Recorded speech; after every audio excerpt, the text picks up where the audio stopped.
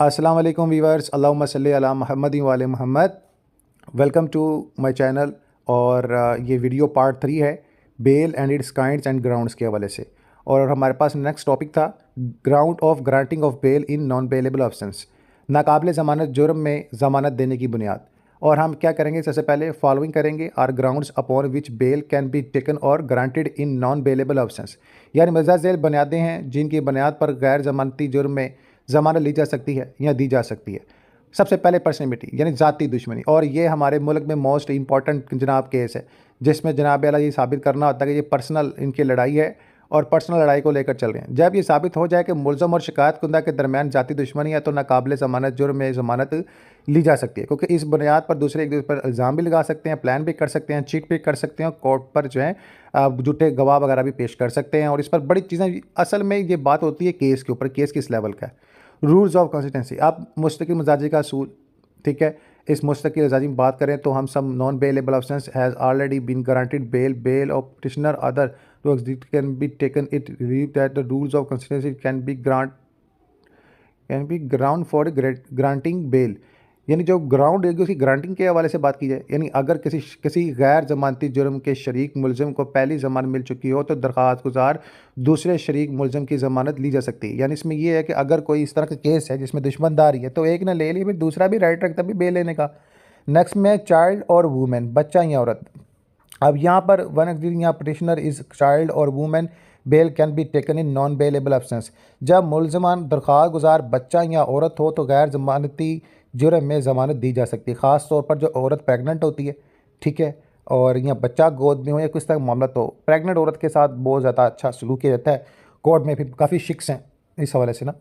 Next point of view में sick for inform person, यानी बीमार या कमज़ोर शख्स, ठीक है। इसमें when she petitioner is sick और infirm person bail can be granted in non bailable offences, जब मुलज़म दरख्वास्त गुजार बीमार या कमज़ोर शख्स हो तो इसे नाकाबिल ज़मानत जुर्म में ज़मानत दी जा सकती है। अब एक बंदा वैसे ही सज़ाए मौत का मुजरम है और वो मर रहा है, वेल्टिनेटर पर है, तो उसे अदालत क्या पेश करना, फिर ज़मानत के हवाले सारे मामला हो जाते हैं जनाब। फिर बड़ी चीज़ें देखनी पड़ती केस की नोयत का। अब जनाब हम बात करेंगे एविडेंस का या नकाफ़ी सबूत का, जिसे हम कहते हैं if evidence is available against the commission of non bailable offences bail can be taken, अगर मुबैना गैर ममानती जुर्म के कमीशन के खिलाफ नाकाफ़ी सबूत दिया जाए तो ज़मानत भी ली जा सकती है, क्योंकि वह उसके शक के आधार पर होता है, परफेक्ट किसी बात को एक्सपोज नहीं करता। डेबिट और रिकवरी, यानी शक या बयाज़याबी की बात करें, when facts and circumstances of criminal cases of non bailable offences are like those that such cases become doubtful और nothing is recovered from bail taken in non bailable offence, जब नाकाबिल ज़मानत जुर्म के फौजदारी केस के हक़ाइक़ और हालात ऐसे हों कि ऐसा मामला मशकूक हो जाए या मुलज़म से कुछ बरामद ना हो तो नाकाबिल ज़मानत जुर्म में भी ज़मानत ली जा सकती है। नेक्स्ट पॉइंट वो में, ठीक है, delay and registration of FIR और ट्रायल। FIR या मुकदमे के अंदराज में ताख़ीर, यानी टाइम लगना, किसी चीज़ को काफ़ी टाइम बाद क्लियर करना, something like that. When there is delay in registration of FIR and no sufficient ground is present for such delay and delay in trial bail can be granted is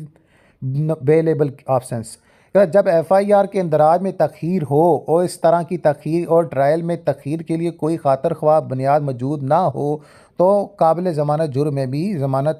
हो जाती। अब यहाँ पर नतीजा क्या निकलता है, हम कल देखेंगे। नतीजा यही बनता है कि जैसे कि मैंने आपको बैग में जो डेटा फ्राहम किया है, जो आपको टीच किया है, बताने की कोशिश की है, उसमें facts and figures, evidence, rule regulations, something related most important in every case, यानी नतीजा अखज़ करने के लिए ये बात शुरू में की जा सकती है कि जनाब आला कोर्ट में मेरे मौक्कल के ख़िलाफ़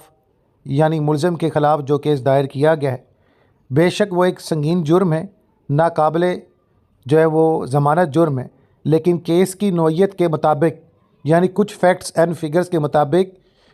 आप लोग पावर रखते हैं, you have some clue that, जो प्रूव करता है कि केस शायद इस नोयत का है, लेकिन मुलज़िम पर जो इस वक्त इल्ज़ाम लगाए जा रहे हैं वो इस नोयत सबूत के साथ नहीं है जो केस के इस हकीकी अमली किरदार को बयां कर सकेगा। यही वही शख्स है, ठीक है, बात समझ लग रही है। अब इसमें क्या होगा कि काबिल ज़मानत जुर्म की सूरत में जनाब आला अगर ये हम कोर्ट में पेश करते हैं कि सबूत, तो इसे फिर हक़ समझा जाए कि मुलज़िम का,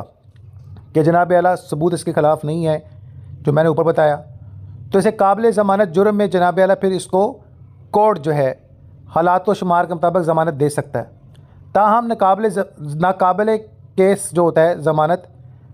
इसकी जुर्म की सूरत में ज़मानत का हक़ का मामला नहीं रखते, बल्कि हम लोग फैक्ट्स को बयान करते हैं कि केस जो है वो किस नौइयत का है, सबूत किस नौइयत के हैं और सामने जो मुलजिम खड़ा है वो किस कैटेगरी से है। वो क्या मुलजिम के ख़िलाफ़ कोई ऐसा सबूत है जिसमें लचक ना हो, जो डायरेक्टली इस चीज़ को एक्सपोज करे कि इसका जो एक्टिविटी जो भी की गई, प्लान किया गया, फ़िज़िकली जो भी सर अंजाम दिया गया उसमें मुलजिम शामिल है या मुलजिम ख़ुद इसमें बतौर जो है वो सारे मामले कर चुका है।